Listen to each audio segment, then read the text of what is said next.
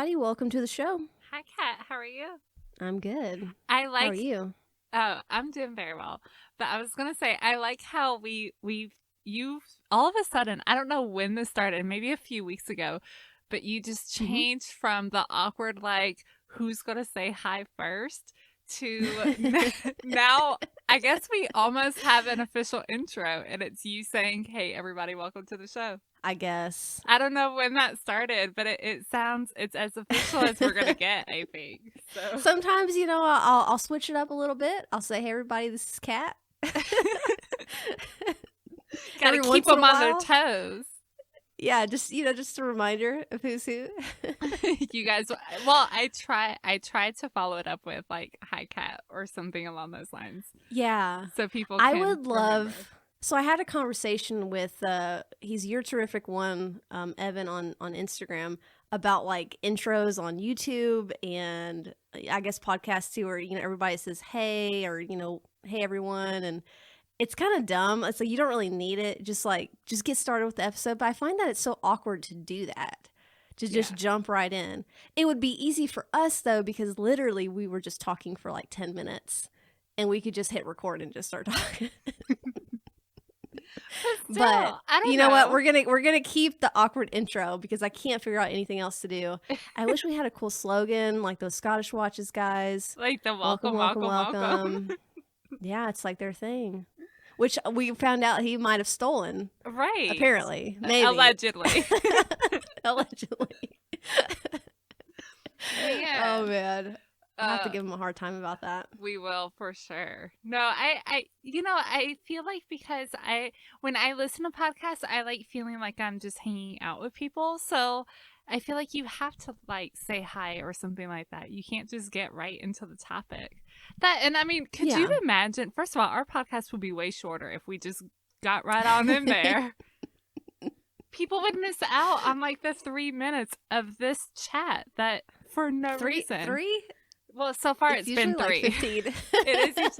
I saw that your eyes are on the clock. I saw you cut it down when you edited. I cut the last episode. I cut like 10 minutes, y'all. We talked about like our bills and lights, and I was like, this might be too much for people, and I was trying to keep that episode short.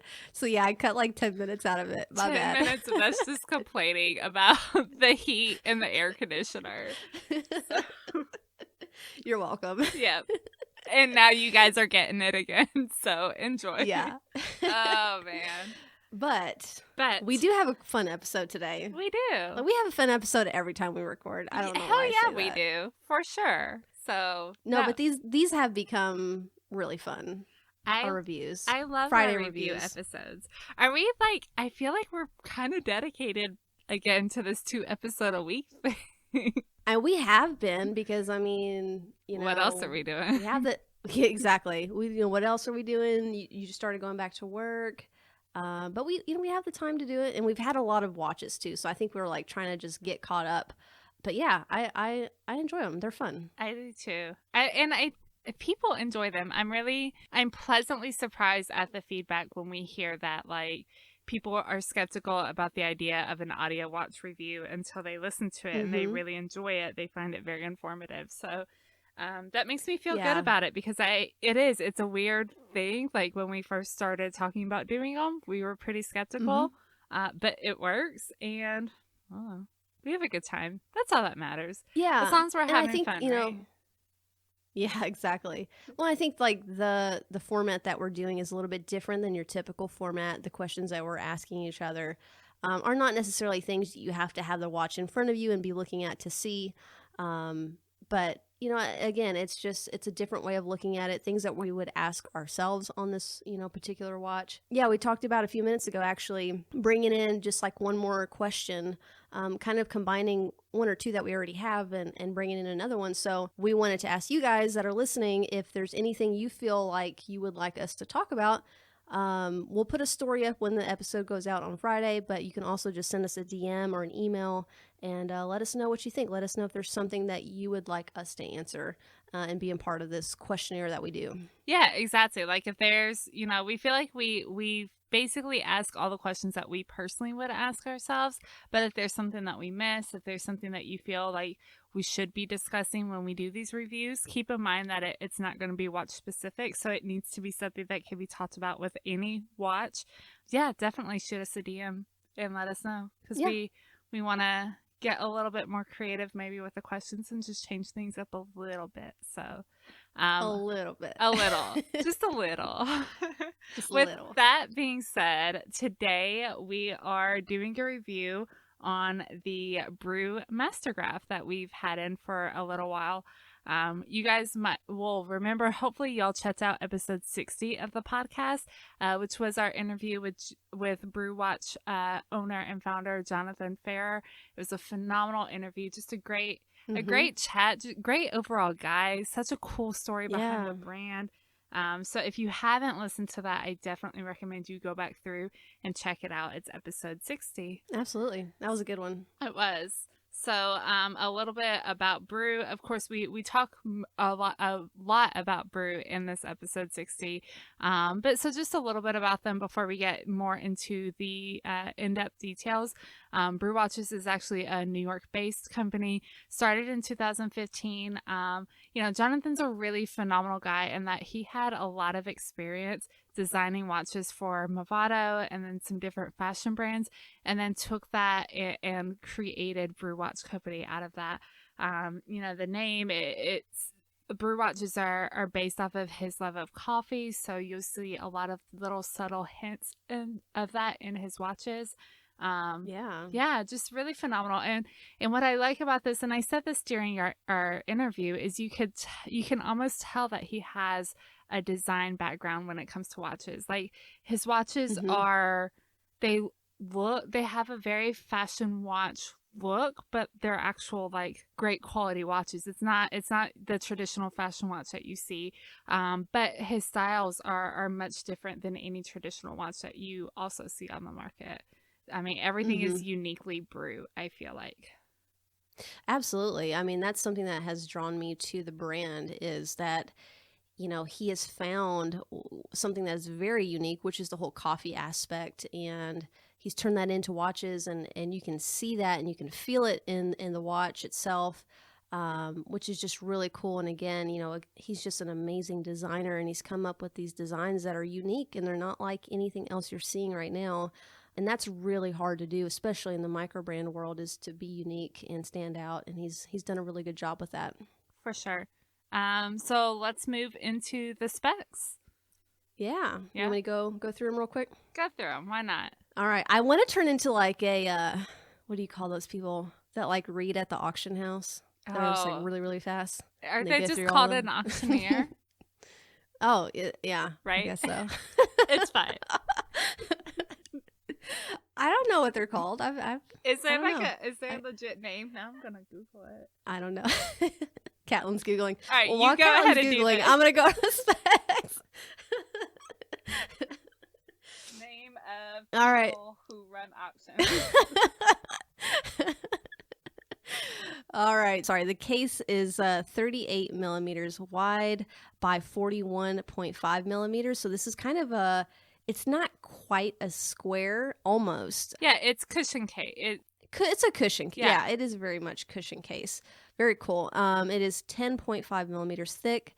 It has a 22 millimeter lug width, which I will say, like, going into most watches, that's not my favorite. Like, I don't tend to like 22 millimeter lug width watches with the band. However, I think for this case and the shape and everything, you have to, like, I think it has to be a 22. But I think anything smaller would look really, it would make the watch case seem a lot bigger because the strap would be a lot smaller. Yeah. So that since it's nice and wide and it almost fills up the entire bottom and top half, I think it just looks a lot better. Yeah, and I was going to say, was actually surprised that it was 22 millimeters. It did not feel that big when we had it visually, on the wrist. Yeah, it doesn't look that big. It didn't feel like it was a 22 millimeter. But I do agree. I think because of the cushion case shape, you have to have a little bit of a larger. Yeah, but you have to have that larger size strap. It would have just made the case look ridiculously large if you had it as a 18 or 20. For sure. So it's got C3 Swiss Superluminova, which is really nice. It is also 50-meter water resistant, which thank you, Jonathan, because you did really good. That's one of my main gripe. We talked about this before, is like a lot of these type of watches don't have good water resistant, and I probably wouldn't go swimming with this piece. He recommends that you don't go swimming with it either, but it's great for hand washing and probably doing the dishes and all that kind of stuff. So that's nice. And then it's fitted with a VK68 hybrid Mecha Quartz movement, which I believe is a Seiko movement. I think we talked about that in the podcast with him. Not a lot out there that I could find on this like 6.8 movement, but I've seen some of the other versions that are fitted in a lot of different micro brands and stuff like that. So pretty popular Mecha Quartz movement that's out there. Yeah, and for anybody who isn't quite familiar with Mecha Quartz and what that means, Jonathan did a really phenomenal job explaining it during our interview with him. And he basically, because I still was a little bit confused when we talked to him. But I mean, basically, kind of broke down at the end of the day. He explains it that it's a quartz movement, but the chronograph is mechanical.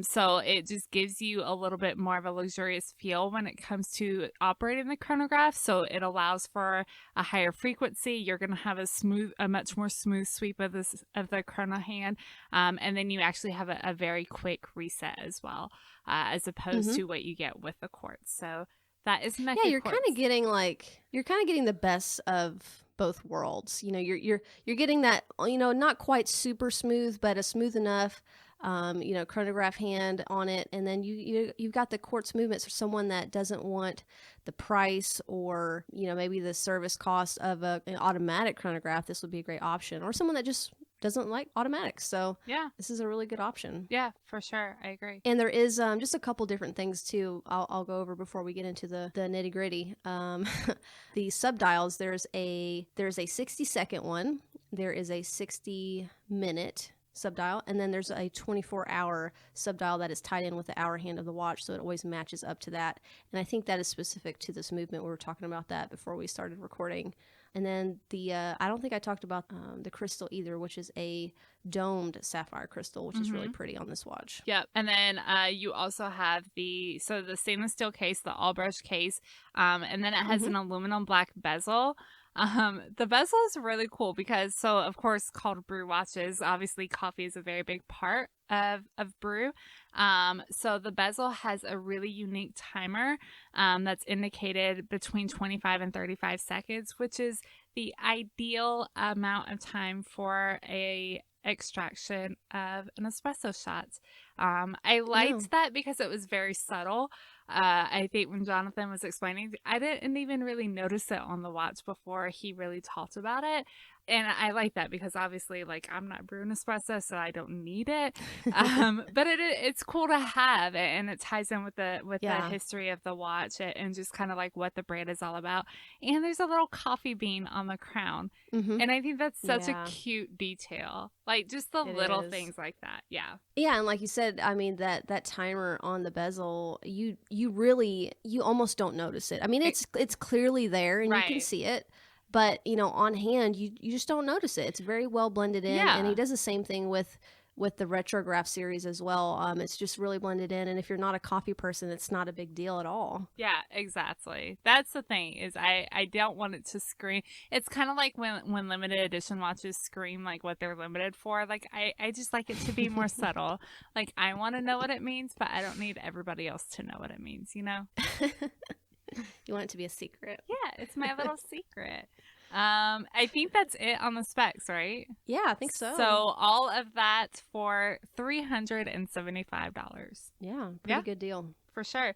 So now that you guys have the facts, now we're just going to give you our opinions. We talk about this every episode. We come up with these 5 questions that we ask ourselves when we're going to buy a watch. So this, again, just our opinions. So don't come at us in the DMs or something like that and say we're wrong. Don't at us. Yeah, don't at us. But obviously, like, we want to know your thoughts too. So definitely, we like for this to be a conversation. But with that being said, let's start out with our first question, which is what is our favorite and least favorite feature? So Kat, what is your favorite feature on the Brew Mastergraph? My favorite thing is, so everything on the dial obviously is really beautifully done, the sunburst effect and all of that. But I think my favorite thing, and I'm going to be really nitpicky about this, is the indices. So he has these applied indices that are, I guess, more of like a vertical line, and then they have the small circular pip at the end. So you have the regular hour indice, and then you have an extra pip at the end. And I don't know why, but it just adds so much more depth to the dial. Yeah. I think without those little pips, it would almost look a little too plain. And they are applied as well. So it just adds something really beautiful to the dial itself. And in the light, they catch the light super nicely. And yeah, I think that's probably my favorite. There's a lot of favorite things, but that is at the top of my list on this watch. No, that's a really cool feature. I'm looking at it, like an exploded view of the dial right now. And it's something that you notice. I think Jonathan did a great job at not doing too much applied indices, or like he did the applied indices, but then the logo is just stamped. I don't think, the watch isn't a big enough dial to justify everything being applied. Like, it's perfectly balanced. He did what he should have done as far as doing the applied markers. Yeah, it looks great. And I agree. I like the little dots at the end of the pips too. I think it's a really nice touch. Do you want to go into least favorite, or do you want to say your favorite thing? I'll do my favorite, and then we can go into least favorite. By the way, apparently they are called auctioneers. They don't have fancy names. So thank you, Google. All right. So my favorite feature is really the case design. I was so skeptical. I'm not a fan of square watches usually. Like, it's just, I guess because they're so different than what you're used to. And when I think of square watches, I think of more fashion watches. But so I don't know. It's funky. It's retro. It's kind of like, it has that late 60s vibe where everything looked like futuristic. You know what I mean? So like, it's big, it's bold, but the round corners and just kind of the way that he rounds the case back a bit, like everything works so well. So it's very soft on the wrist. Like, it feels so comfortable. It doesn't wear big. It doesn't feel big. It doesn't look big on the wrist. And I really love that. And I love that it's all brushed. As somebody who beats my watches up, I really am a fan of an all brush case, and especially because of the way this one kind of protrude. Well, the sides are polished. Right. Yeah, the sides are polished, but because of like the thickness of it, I like that the top of it is brushed. Sorry, I should have clarified. Yeah. But yeah, so the way that it protrudes out, I feel like it would be easier to get scratched up, but it's going to hide it very well, being more brushed. I don't know. I love the design. The design is what makes the watch. I mean, and I'm someone that I don't normally like cushion cases. I don't mind square watches, but I'm not a fan of cushion cases. And I honestly, out of the lineup that he has, this was probably my least favorite design, but having worn the watch and having it in hand has definitely changed my opinion because it wears so well on the wrist. Agreed. And it looks really good. So that it just kind of goes to show you that pictures can't always do the watch justice. Yeah, sometimes you have to try it on. So what was your least favorite detail? Oh, this is the bad part. So my least favorite thing about the watch is the bezel. So the bezel profile is actually really thin, and I think it's to keep the case thickness down. So I understand why it is so thin. However, it makes it really hard to turn, and I can turn it easily with like when I'm holding the watch in my hand, but when the watch is on the wrist, I've found that I can't turn the bezel very easily because it is so thin. It's hard to grip. Yeah. So that's my only gripe about the watch. But again, I don't know if everyone's going to be using that bezel, so it may not be a turn off for a lot of people. It was for me just because I like to turn my bezels and use them. But I totally understand why it is so thin because it's keeping the case thickness down. No, I could see that because I did notice that it was very difficult to rotate the bezel when it's on the wrist. You definitely have to rotate it on the side. Like, You can't do Yeah. it like from 12 to 6. You can't just rest your hand there to rotate it. You have to do it like from 3 to 9, just because of the way that it sits on the case. I mean, I get it. Like, I think a lot of it just has to do with the fact that it's the cushion case and the way that it curves down. It just really doesn't allow for a big thick bezel. Just for aesthetics. But yeah, so for practicality, yeah, I could definitely see that. And what about you? What's your least favorite thing? Also the case. It's your favorite and least favorite. I have a love-hate relationship with this case. And again, I'm being petty when it comes to least favorite thing. But so more specifically, it's the fact that it doesn't have like protruding lugs. I don't know. I'm not, and it has not. First of all, if the watch did have like traditional lugs, it would look ridiculous. So Jonathan did the right thing. It's just, it's so weird for me. And like when I look at it, like from a picture, it's wrong. But when you wear it on the wrist, it is wrong. It's right. I don't know. It's wrong, but it feels so right. I don't know. It is a weird thing, like it's having so a lugless watch. Yes. Yeah. I'm glad it's not just me. So I have a love-hate relationship with the case. That's where I'm at. That's okay. That is okay. It's perfectly fine. Okay, thank you. All right. So going into our next question, how versatile do you feel a watch is on a scale from 1 to 10? Because that's what we're doing, right? Oh, you we're doing remembered the scale. Yes. I remembered. Okay. I actually scored this one pretty high. I gave it an 8 out of 10. Like, for some reason, the watch works. It shouldn't, because it's not really casual, but it's not really dressy. Even though like it's sold on a black leather strap, it's still not really all that dressy. I don't know. It really works for like every day. You know, there's definitely going to be quite a few strap options you can do because it's such a neutral design.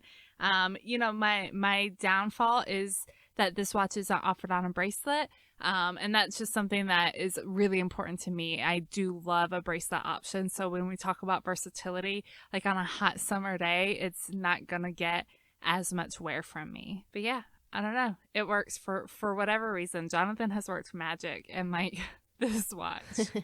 But what do you think? And I know he offers the retrograph on a bracelet. So I wonder if at some point if he'll move the Mastergraph to a beads of rice or something. I don't know if it'll go with the vibe as much. I don't think it would even work. I don't know why. Like, yeah, I don't know. He'd have to really try to work some extra magic to find a bracelet that would work with it. But it looks so good. I don't know. Yeah. What do you think? I gave it an 8 out of 10 also. I think it's extremely versatile. If it hadn't been a chronograph, I feel like it would be too dressy for a lot of situations. Yeah. But because it is a chronograph, I think it adds a sports vibe to it. So it can be very casual as well. And I think the only thing I wouldn't wear this watch doing was probably like hiking or something like that. I wouldn't be taking it outdoors and doing some more rugged stuff with it. But it goes well with almost every attire, especially this like black and white panda dial, reverse panda dial. It just looks really, really good. But yeah, I think it's extremely versatile. Very cool. Okay, so next question. Does the Mastergraph suit its designated purpose? Yeah, I think that I don't know. You know, we'd have to ask him what his design purpose was for the watch. Yeah. But I think that it's a great casual watch. You can look online, look at his photos of wearing the watch, on which the photos on their website are phenomenal. I know. Definitely will sell you on the watch immediately. Yeah, you know, I kind of said the same. So, like, it's not a sports watch. It's not a dress watch. It's not a diver. It's not a field. It's not a pilot. I don't really know what its purpose is, but it works. It kind of just fits. It's kind of like the versatility. Yeah, it's just a watch. It's just that easy. No, it goes with the versatility.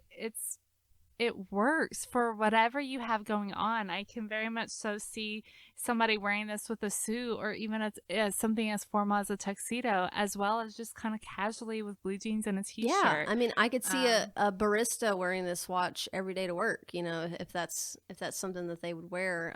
You know, timing espressos and stuff like that. Like I could totally see it in that attire as well. Exactly, for sure. Yeah, so whatever its purpose is, whatever your purpose is, I genuinely think this watch works for it. So Yeah, I think so too. All right, so let's get into this one. Does the watch provide a fair value for its costs? Okay, so $375. I say like hell yes. I really genuinely think it does. I had yes in all caps too. Okay, so like, you yes. basically have hell yes. So, like I was very skeptical. We've both, I feel like, kind of been a little, on the fence about quartz watches for a while, but like definitely leaning more towards quartz watches. There was something like the Mecha Quartz is a really cool idea. I've never had a Mecha Quartz watch. I've never really handled or had experience with them, so I was very excited to see this. Like, it really just gives you a mechanical feel, but keeps the watch affordable. A couple of examples of watches that actually use very similar Mecha Quartz movements. So you have the watch that's the most similar, and like has the same kind of vintage cushion case design. You have the Autodroma Prototipo. Is it Prototipo or Prototipo? Probably Tipo, right? I don't know. Okay, so it has a really similar design. It's Mecha Quartz chronograph, cushion case, leather strap, $775. And then you have, a couple other Mecha Quartz chronographs will include the Himmel HFT20, which is $450.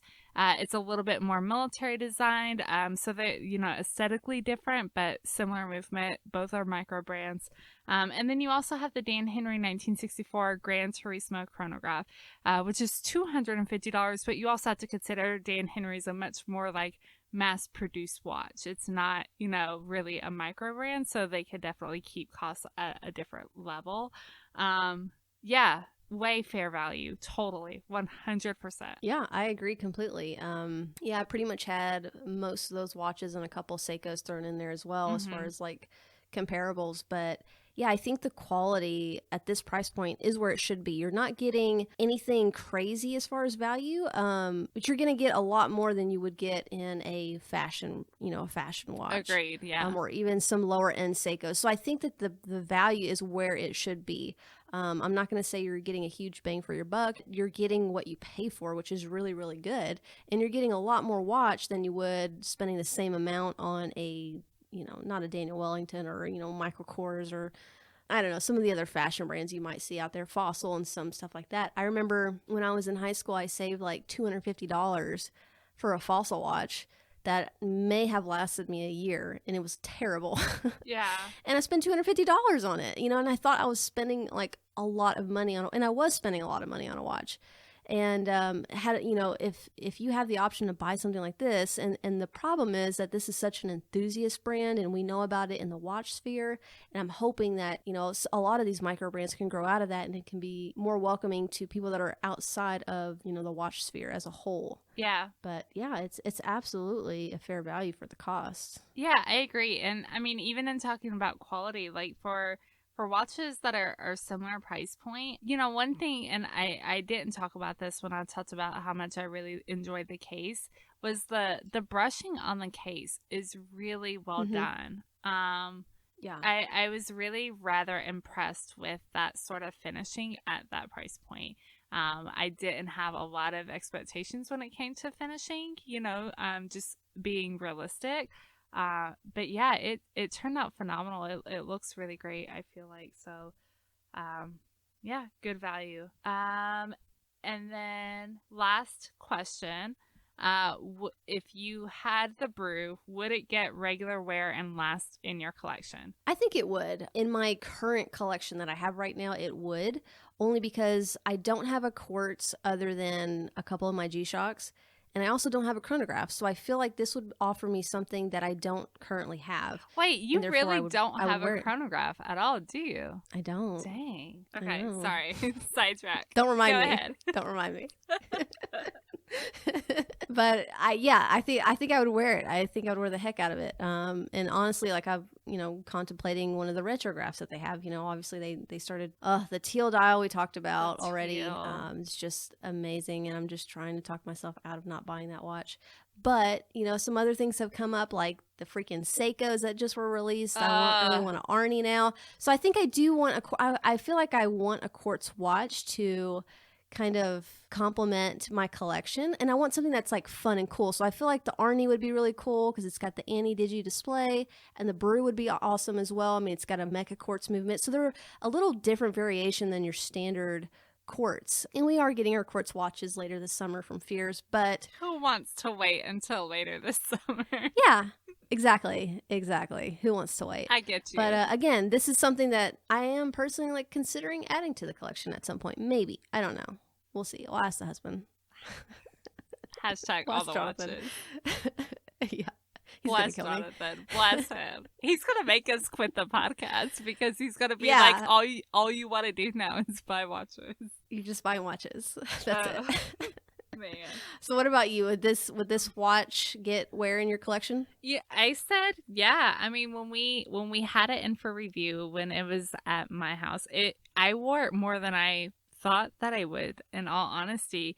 You know, there's something to be said about a quartz watch and just being able to pick it up and be done.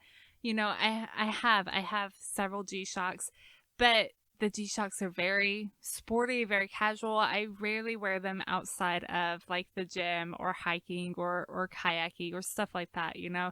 Like if I'm going to the grocery store, I'll rarely just be like, oh, let me grab this G-Shock. You know, I'll typically put something else on, but the Brew, it gives you that nicer watch that's still quartz, and you don't have to worry about setting the time or the date or anything like that. So there is a convenience factor to it, but I mean, between the cushion shape, the reverse panda, I don't have anything like that. Like, you know, when I look at my collection, I'm really trying to diversify what I have. I don't want to have 5 of the same watch. It doesn't make sense. So yeah, it stands out enough that I would wear it regularly. Again, my gripe is the bracelet issue, but I mean, at the end of the day, that's fine. I can definitely throw it on a bunch of NATO straps. It's black and white. It'll look good on anything. It's also offered in an all black dial. And then there's like a copper dial with black bezel as well. So all of the options in this particular model are very neutral. You could pair them with absolutely anything. Yeah. I feel like it's an easy grab and go watch. And I would definitely wear it. That's a really good way to describe it. Yeah, for sure. And that is the benefit of having a quartz, is that you can just pick it up and take off and not have to worry about it. Yeah. The other day, I sent Kat a text the other day. I was at work the entire day.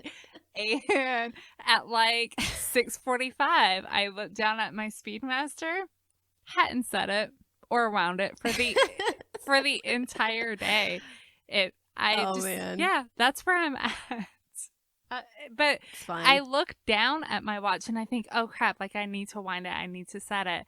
And then I get busy doing something else. And then all of a sudden it's 7 o'clock and my watch is still not set. It's fine. It's whatever. It happens. At least you're wearing a watch. Exactly. And let's be honest, how many of us actually, like, how many times do you go to check the time, look at your watch, get distracted looking at your watch, and you never even check what time it is? That happens far more often on my phone than it does my watch. Oh. I feel like. Oh, well, fair enough. I think maybe I just have slight ADD, so just a little bit on everything. All right. Aside from my undiagnosed medical conditions. All right. Final thoughts on the Mastergraph. Final thoughts are, it's an incredible watch for the price, and I love all the design and the details on this piece. And even like, you know, I wrote down like the subdial hands, how funky and different they are. They're not your typical hands. They're kind of thick and chunky, but they add to the watch, and you can see them from far away, and they're very noticeable, and I like that. You know, marketing is another thing, just about the brand itself. I really like, and I'm very drawn to their feel and the atmosphere of Brew, and just looking at their website and their Instagram, I very much like all of that, and I feel like I want to be a part of that. So, you know, it makes me want to buy the watch.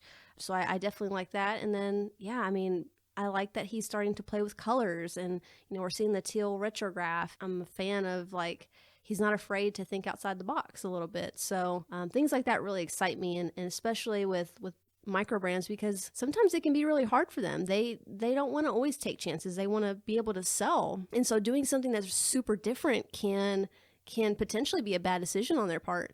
So the fact that he's putting himself out there and doing that, I have a lot of respect for that. And then yeah, I like the whole coffee atmosphere. So I'm not a coffee buff by any means, and even though I'm like, all right, you know what? I'm gonna go ahead and admit something. I have I have not done. I've been using my Keurig a lot more than I Oh, really want to yes. lately. I've been cheating. How dare I? How I've been dare you? You were so excited. You were going to make all this fresh coffee and all that. No, I you did. know. You made me one of your fancy coffees, and it's not even all that. It's like probably the most basic of quote unquote fancy Oh, it was coffee. so basic. But It it was. is good. I mean, for me, I just use a Keurig every day, so. I know. Well, and what I told myself was like, all right, I got all these Keurig cups. I probably like need to use them up. I don't want to be wasteful, so I have been using it a little bit more lately. However, I do like making coffee and grinding the beans and the whole process, and I had this watch on while I was doing it, and it's just a very cool feeling, and knowing that he designed this watch for that purpose. And I don't know, I really like that. And you know, it's weird because it's like Jonathan with Brew has found this niche inside of a niche. You know, it's like, Oh, yeah, 100%. you know, there's watches in coffee, there's watches in cars, there's watches in film, and you know, he's found this thing in photography, and so he's just like found this thing that he can draw himself to. And I think a lot of people like that. And again, it's just something else I really love about the brand. What about you? Overall thoughts? No, I agree. It's an absolutely phenomenal brand. I love what he's doing. I'm loving the new retrographs that are about to come out, especially the teal is like my life right now. But yeah, he's not afraid to do new things and try new things, and that's what I can really appreciate about the brand, especially because they are a micro brand. Times aren't easy right now for anybody, much less for for micro brands. So I like that he's willing to put himself out there a little bit more, try new things, and just kind of bring his brand up. He talked about during our interview with him some stuff that he has coming up in the future that we're all very excited about. And it's exciting to see where he goes. I feel like in just a few years, he's definitely established a presence. I love when we post pictures of the Brew. Like, there are die-hard Brew watch enthusiasts who just absolutely go, crazy over it. And I love that. I love the community that's around Brew watches. I think it's absolutely phenomenal. And like I said, I'm excited to see what comes next. But the Mastergraph was a cool watch. I was very, very pleasantly surprised by it. Same. So I think that will wrap up today's episode, right? I think so. All right. We don't have like 10 minutes of other chit chat going on. We'll save that for next time.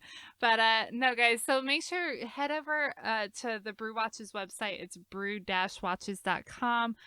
You can follow them on Instagram as well at Brew Watches. We'll have links, pictures, all of that stuff in our show notes, so be sure to check out our website, www.10and2.com. Follow us on Instagram at 10 and 2 Media. Follow us over on Facebook at 10 and 2 Media. And Kat has us set up on Twitter, which I still haven't even downloaded yet, at 10 and 2 Media. So follow us on all the things. So you'll get to hear us talk about all the watches on all the things. So yeah, with that, we bid you farewell, and we will be chatting to you soon. All right. Bye, guys. Bye, y'all.